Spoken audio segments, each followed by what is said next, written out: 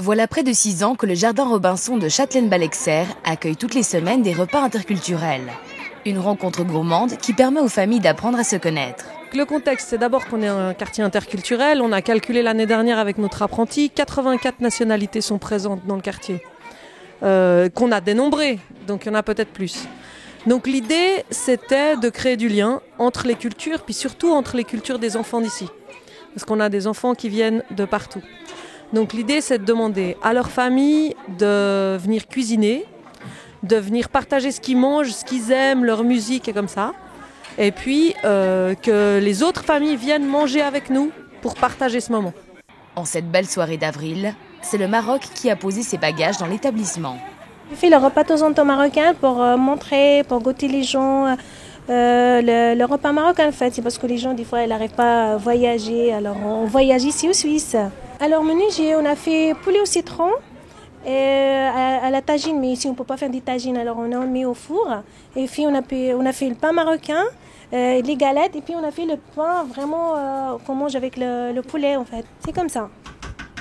Ça, si on mange chez nous, s'il n'y a pas ça chez nous, il n'y a rien. Mardi après mardi, les familles dévoilent ainsi leurs secrets culinaires pour un véritable tour du monde des saveurs. Le mois dernier, on a mangé jamaïcain. C'était incroyable de se dire cette petite île nous amène sa nourriture. Là, c'est la deuxième fois qu'on mange marocain cette année. Mais on vit dans les odeurs depuis 8 heures ce matin. Des odeurs que c'est dommage que vous ne sentiez pas à la télé.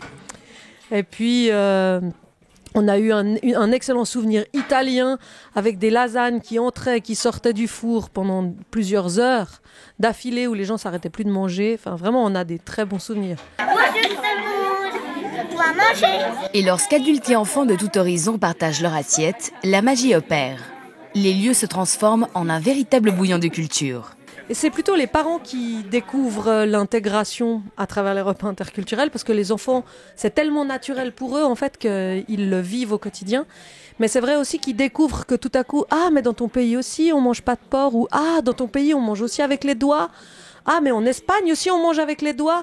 Ah puis la paella, ah c'est un peu comme en Afrique, c'est un grand plat au milieu de la table. Enfin, des choses comme ça qui font que tout à coup, y a des connexions qui se font entre les enfants qui sont intéressantes.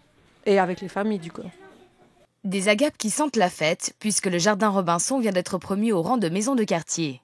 L'occasion de rappeler les activités de cette belle institution qui, du lundi au samedi, reçoit les juniors du quartier, que ce soit pour un cours de poterie, un cours de sculpture sur bois ou simplement pour boire un sirop. Avant, on était donc un Jardin Robinson et depuis une semaine, on est la maison de quartier et le Jardin Robinson Chabal de Châtelaine-Ballexer. C'est un lieu d'accueil libre. Avant, on accueillait des enfants de 5 et 12 ans. À partir de maintenant, on est en train de mettre en place un accueil adolescent et un accueil toute population. Le fonctionnement de l'accueil libre, c'est-à-dire que on propose des choses et que l'accueil est en libre adhésion. Mais libre adhésion aux règles, puisqu'il y en a quand même quelques-unes pour vivre en commun. Et puis du coup, on a le droit de faire plein de choses et on a aussi le droit de ne rien faire. C'est un des droits fondamentaux du lieu. C'est-à-dire que les enfants viennent et repartent librement en accord avec leurs parents sur un contrat de confiance et que les adultes qui sont là, professionnels et moniteurs, sont là pour les accompagner dans leur action, leur proposer des activités, les encadrer dans cette multitude d'activités, de propositions qu'on a au quotidien.